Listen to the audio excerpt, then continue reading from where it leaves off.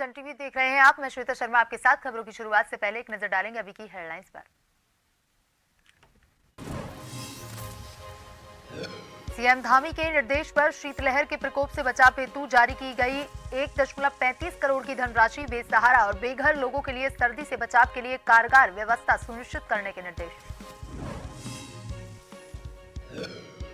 नमामि गंगे परियोजना का कुमाऊं मंडलायुक्त दीपक रावत ने किया निरीक्षण। खामियां मिलने पर ठेकेदार और कार्यदायी संस्था को लगाई फटकार। कंपनी के इंजीनियरों की योग्यता पर उठाए सवाल।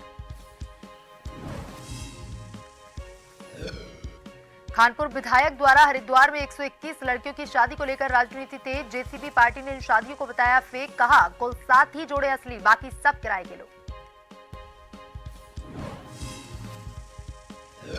राजधानी को जाम की समस्या से निजात दिलाने के लिए एमडीए ने तैयार किया प्लान। फुटपाथ से हटवाए गए रेहड़ी ठेले वालों को फुटकर विक्रेताओं के लिए तैयार हो रहा है वेंडिंग जोन। मसूरी में क्रिसमस और नववर्ष की तैयारियों में जुटे व्यापारी। होटलों में एडवांस बुकिंग शुरू। 26 से 30 दिसंबर तक विंटर कार्निवाल का आयोजन। नए साल के स्वागत के लिए देश विदेश से मसूरी पहुंचेंगे पर्यटक।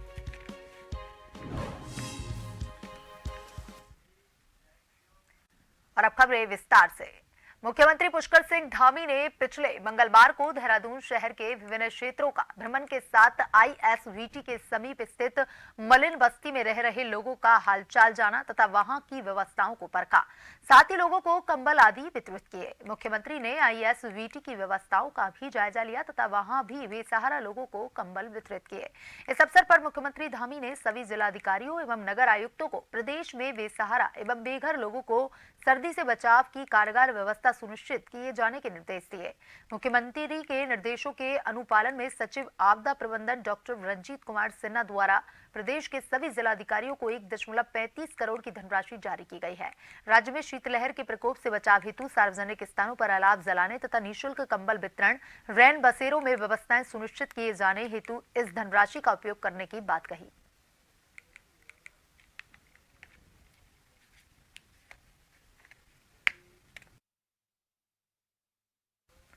उत्तराखंड के राज्यपाल गुरमीत सिंह ने विकसित भारत संकल्प यात्रा को हरी झंडी दिखाई थी, जिसके बाद पूरे प्रदेश में विकसित भारत संकल्प यात्रा निकाली जा रही है। इसी क्रम में भाजपा ने भी संकल्प यात्रा में अपने कार्यकर्ताओं की तैनाती की है ताकि केंद्र सरकार द्वारा चलाई जा रही योजनाओं की जानकारी लोगों तक पहुंच सके। वहीं कांग्रेस इस यात्रा को नकारते हुए उन भाजपा नेताओं पर निशाना साध रही है जो अपनी पार्टी से नाराज है।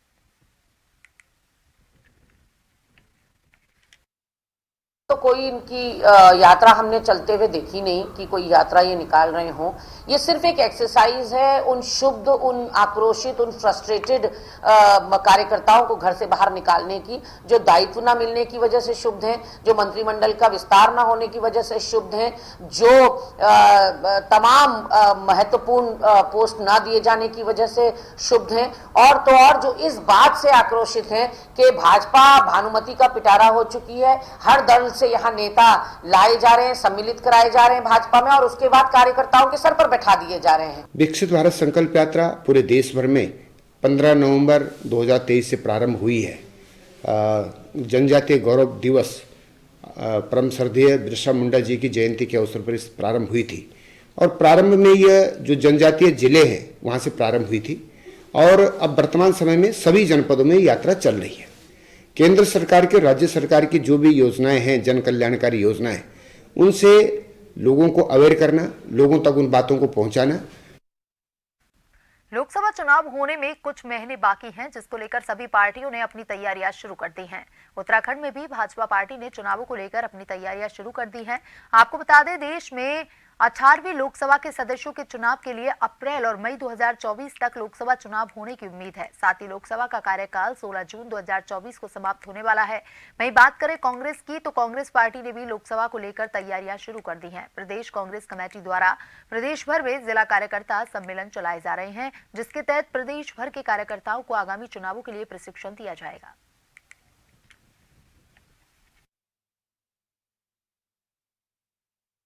कांग्रेस पार्टी के जिला स्तरीय सम्मेलन शुरू हो चुके हैं, जिसमें भाजपा की भांति हम मन की बात नहीं सुना रहे हैं, हम मन की बात सुन रहे हैं। हमारे सम्मेलनों में बूथ अध्यक्ष, जिला अध्यक्ष, ब्लॉक अध्यक्ष इत्यादियों को अपनी बात रखने का पूरा मौका दिया जाता है। उनको किस परेशानी का सामना करना पड़ रहा है फील्ड में, इन बातों पर गौर किया जा रहा है। किन मुद्दों को लेकर हमने जनता के बीच में जाना है, वो मुद्दे डिस्कस किए जा रहे हैं। और मंथन इस बात पर भी चल रहा है कि लोकसभा चुनाव और निकाय चुनाव के मद्देनजर हमारी रणनीति क्या रहने वाली है। तो गढ़वाल मंडल के सभी हमारे जिला स्तरीय कार्यक्रम लगभग पूरे हो चुके हैं और इस वक्त माननीय अध्यक्ष जी तमाम कुमाऊं के जिलों में दौरा कर रहे हैं। लोकसभा चुनाव 3-4 महीने के भीतर लोकसभा चुनाव का बिगुल भी बजने वाला है और भारतीय जनता पार्टी तो शुरू से ही हर समय चुनाव के लिए तैयार रहती है। संगठनात्मक स्तर पर हम लोगों ने बूथ स्तर पर अपनी इकाई 11 लोगों की एक समिति का गठन किया है और प्रत्येक पन्ना के लिए पन्ना टोली का भी गठन किया है और मैं समझता हूं कि प्रत्येक 30 मतदाताओं पर एक हमारा पन्ना प्रमुख है और अब आगामी समय में हम उन सभी लोगों का विभिन्न स्तर पर प्रशिक्षण का कार्यक्रम आयोजित करने जा रहे हैं। वर्तमान में दून में जाम का सबसे बड़ा स्पॉट आड़त बाजार है। बीते कई सालों में इसकी शिफ्टिंग की योजना पर काम किया जा रहा है। हालांकि अब जाकर मसूरी देहरादून विकास प्राधिकरण ने आड़त बाजार की शिफ्टिंग की दिशा में मजबूत कदम बढ़ाए हैं।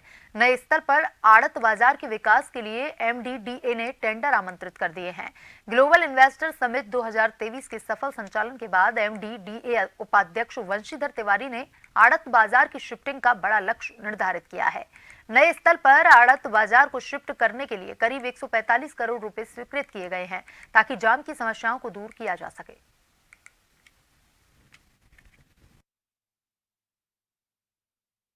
हम लोगों ने कल मुझे आमंत्रित किया है और ये पूरा कंप्लीट जो डेवलप करेंगे और प्लाट जो देंगे उसके बाद फिर यहाँ से हम लोग डिमोलिशन करेंगे। उसमें विकल्प दिया हुआ है, अगर कोई प्लाट के बदले पैसा चाह रहा है तो उसको जो हमारा एक्विजिशन होता है उसके रेट से हम लोग भुगतान करेंगे और भुगतान करके फिर इसको चौड़ी करने के लिए प्रयोग में लाएंगे। कुमाऊं के मंडलायुक्त दीपक रावत ने उधम सिंह नगर में नमामि गंगे परियोजना का निरीक्षण करने के लिए वहां चल रहे कार्यों का जायजा लिया।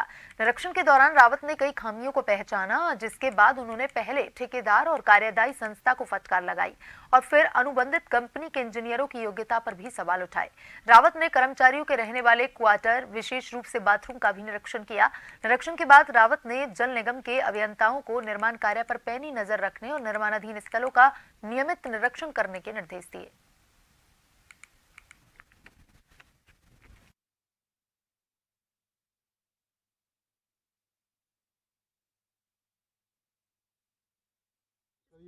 देखिए, जो वर्क्स हैं इसमें जो स्थानीय नाले हैं जो इवेंचुअली कहीं ना कहीं जाके फिर गंगा जी में मिलेंगे, उनको टैप करने का काम है और उसको टैप करके इंटरसेप्ट करके फिर STP में ले जाने का काम। STP में जब ये दूषित पानी ट्रीट हो जाएगा उसके बाद इसे वापस फिर रिवर में छोड़ दिया जाएगा। तो ऐसे जो काम है उधम सिंह नगर में बहुत सारे वर्क्स हैं, ऐसे कोसी पे भी हैं, कुछ गौला पे भी इस तरह के काम होने हैं। उनको मैं यहाँ पे देखने आया था। मैं जो डेडलाइन है वो मार्च तक पूरा करने की है, तो डेडलाइन के हिसाब से आपका काम ठीक चल रहा है। केवल जिस तरीके से सैंपल्स को रखना चाहिए, उसका संरक्षण होना चाहिए, वो व्यवस्था मुझे लगता है कि एज पर बुक्स नहीं है। सरकार की लाखों की चपत लगाने वाले नायब नाजिर के खिलाफ कोतवाली पुलिस ने मुकदमा दर्ज कर लिया है। नायब नाजिर पर हल्द्वानी तहसील में 42.32 लाख रुपए गबन करने का आरोप है। आरोपी के खिलाफ पिछले 5 साल से जांच चल रही थी और अब अंतिम रिपोर्ट में पुष्टि हुई तो तहसीलदार सचिन कुमार ने जिलाधिकारी वंदना के निर्देश पर आरोपी के खिलाफ तहरीर दी। आरोपी मोहम्मद जफर आलम के खिलाफ धारा 409 के तहत मुकदमा दर्ज किया गया है।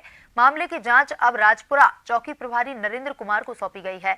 बताया यह भी जा रहा है कि गबन की भरपाई करने के लिए जफर के मासिक वेतन से 20,000 रुपए प्रति माह काटे जाएंगे।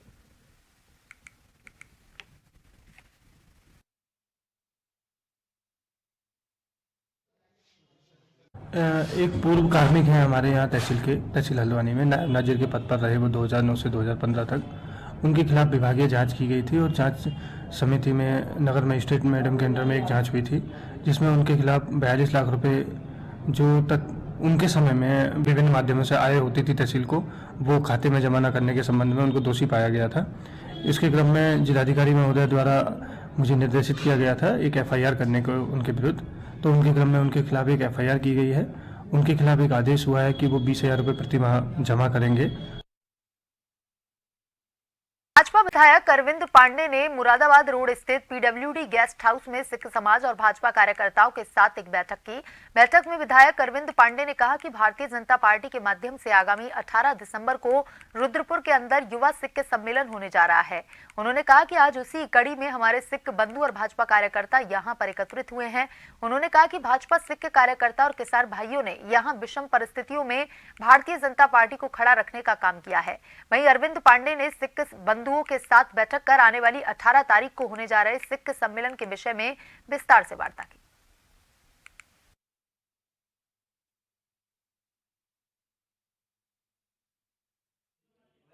भारतीय जनता पार्टी के माध्यम से 18 दिसंबर को युवा सिख सम्मेलन है।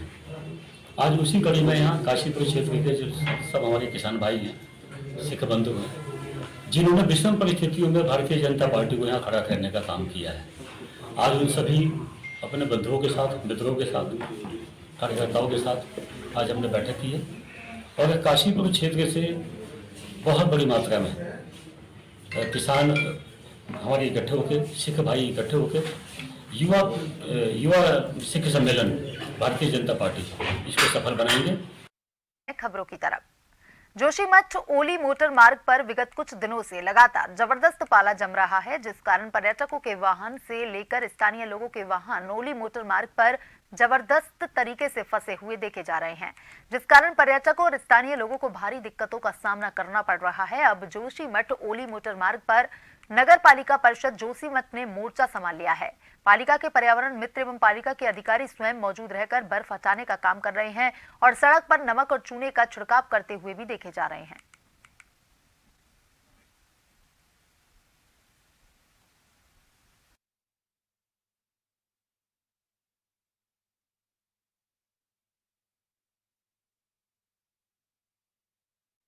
राजधानी देहरादून को जाम से निजात दिलाने के लिए विशेष प्लान तैयार किया जा रहा है, जहां एक ओर जिला पुलिस की तरफ से फुटपाथ पर लगी रेडी ठेलियों को हटाया जा रहा है, तो वहीं एमडीए के उपाध्यक्ष वंशीधर तिवारी ने कहा कि शहर में रेडी लगाने वालों को प्लान के तहत वेंडिंग जोन बनाए गए हैं, जहां पर फुटकर विक्रेता अपने छोटे छोटे उद्योगों को चला सकेंगे। गौरतलब है कि दिसंबर माह में हुए इन्वेस्टर समिट के दौरान शहर में वाहन संचालन की स्थिति बेहतर रही है, लोगों को जाम से छुटकारा मिला है। इसी को ध्यान में रखकर वेंडिंग जोन तैयार किया गया है, जहां पर फुटकर विक्रेता अपनी दुकानों को लगा सकेंगे।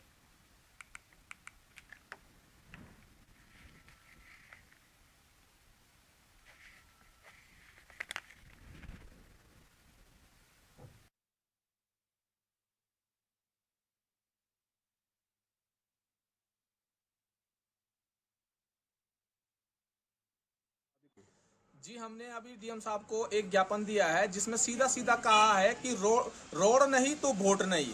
अगर चुनाव तक हमारे यहाँ रोड नहीं पहुँचती है तो हमारा पूरा ग्राम सभा लोकसभा चुनाव का पूर्ण रूप से बहिष्कार करेगा, जिसकी संपूर्ण जिम्मेदारी शासन प्रशासन की होगी।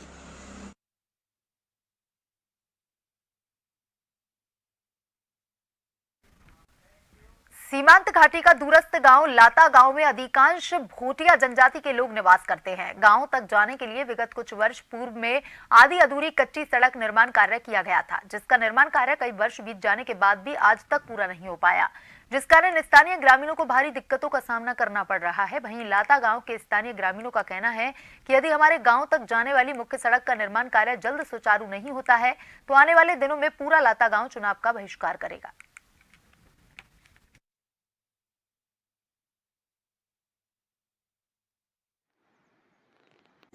जी, हमने अभी डीएम साहब को एक ज्ञापन दिया है जिसमें सीधा सीधा कहा है कि रोड नहीं तो वोट नहीं। अगर चुनाव तक हमारे यहाँ रोड नहीं पहुँचती है तो हमारा पूरा ग्राम सभा लोकसभा चुनाव का पूर्ण रूप से बहिष्कार करेगा, जिसकी संपूर्ण जिम्मेदारी शासन प्रशासन की होगी। राजधानी देहरादून को जाम से निजात दिलाने के लिए एक विशेष प्लान तैयार किया गया है, जहां एक ओर जिला पुलिस की तरफ से फुटपाथ पर लगी रेहड़ी ठेलियों को हटाया जा रहा है, तो वहीं एमडीए के उपाध्यक्ष बंशीधर तिवारी ने कहा कि शहर में रेहड़ी लगाने वालों को प्लान के तहत वेंडिंग जोन बनाए गए हैं, जहां पर फुटकर विक्रेता अपने छोटे छोटे उद्योगों को चला सकेंगे।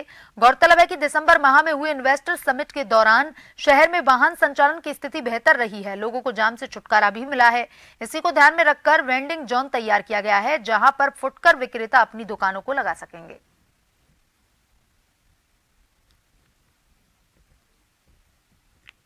द्वारा वेंडिंग जोन ऑलरेडी आइडेंटिफाइड किए गए हैं और वेंडिंग जोन वो आइडेंटिफाइड कर रहे हैं। तो वेंडिंग जोन का जो धारणा है वो इसी पर है कि एक पर्टिकुलर एरिया में ही इनको व्यवस्थित किया जाए ताकि ट्रैफिक की या दूसरी तरह की दिक्कतें ना आए। पर्यटन नगरी मसूरी में इन दिनों क्रिसमस और नववर्ष की तैयारियों को लेकर होटल, रेस्टोरेंट और बाजारों को सजाने का कार्य किया जा रहा है। उम्मीद जताई जा रही है कि क्रिसमस और नववर्ष पर भारी संख्या में पर्यटक मसूरी पहुंचेंगे, जिनके स्वागत के लिए मसूरी तैयार हो रही है। वहीं होटल में भी एडवांस बुकिंग शुरू हो गई है। बता दें कि क्रिसमस और नववर्ष पर देश विदेश के पर्यटक मसूरी आते हैं और जश्न मनाकर नववर्ष का स्वागत करते हैं। इसी को लेकर व्यापारी भी अपनी पूरी तैयारियों में जुट गए हैं। वहीं 26 दिसंबर से 30 दिसंबर तक विंटर कार्निवाल का आयोजन किया जाना है, जिसको लेकर भी व्यवस्थाओं में उत्साह देखने को मिल रहा है। पिछले 10 साल से कार्निवल मसूरी शहर में होता आ रहा है। सिर्फ एक साल कोरोना के तहत शहर में कार्निवल नहीं हुआ था।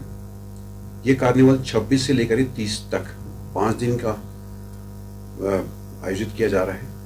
निश्चित रूप से कार्निवल के तहत व्यवसायियों को, होटलियर्स को, शॉपकीपर्स को, प्रत्येक शहर के जो भी बाशिंदे हैं, जो यहाँ के स्टेक होल्डर्स हैं, सबको किसी न किसी रूप से फायदा मिलता है। बुकिंग्स भी हमारी बढ़ती हैं। हर साल के मुताबिक इस बार भी पर्यटक सीजन बहुत अच्छी तरीके से रहेगा, क्योंकि ये विंटर कार्निवल जो हर साल होता है वो इस साल भी आयोजित किया जा रहा है एसडीएम के माध्यम से। तो हर बार की तरह इस बार भी विंटर कार्निवल बहुत ही अच्छे तरीके से अगर करा जाए तो हमेशा यहाँ पर टूरिस्ट अच्छा आता है। और जैसे कि होटल एसोसिएशन वालों ने बोला कि सारी बुकिंग्स हो रखी हैं, अच्छे सारी होटल जितने फुल हैं, तो उससे हमारा जो व्यापार है वो बहुत अच्छा चलता है और ये 5-6 दिन हमारे बहुत अच्छे जाते हैं। खानपुर विधायक द्वारा हरिद्वार में 121 लड़कियों की शादी करवाई गई, लेकिन जेसीपी पार्टी की राष्ट्रीय अध्यक्ष भावना पांडे ने इन शादियों को फेक शादी बताते हुए कहा कि इनमें से कुल 7 ही शादियां असली हैं और बाकी की शादियां सब फेक और झूठी हैं, क्योंकि यह सब किराए के लोग बुलाए जाते हैं और जनता और मीडिया को वर्गलाने का काम किया जा रहा है। वहीं उन्होंने चैलेंज किया है कि अगर उमेश कुमार इन शादियों को सच साबित कर दे तो वह लोकसभा का चुनाव लड़ना छोड़ देंगे। शादियां जो है वो टोटली फेक शादियां हैं, जिसमें 5 शादियां हरिद्वार जिले की हैं, 2 सहारनपुर की। ये एक इवेंट मैनेजमेंट को ठेका दिया गया है और सब जोड़े किराए के हैं और लहंगे भी किराए के हैं और ये टोटली फेक है। मैं कहना चाहती हूँ कि इस तरह की हरिद्वार देवनगरी को, हरि के द्वार हरिद्वार को इसने पतित किया है। इसका फल इसको माँ गंगा देगी, क्योंकि इसने बहुत अन्याय, झूठ फैला रहा है। ये एक टोटली फेक शादियाँ हैं, टोटली। और ये 121 में से, मैं बार बार कह रही हूँ, 121 में से 10 से ऊपर ओरिजिनल शादी नहीं है। अगर 121 ओरिजिनल शादियाँ हुई तो मैं लोकसभा से चुनाव लड़ना छोड़। बुलेटिन में अभी तक के लिए इतना ही। बने रहिए जन टीवी के साथ। नमस्कार।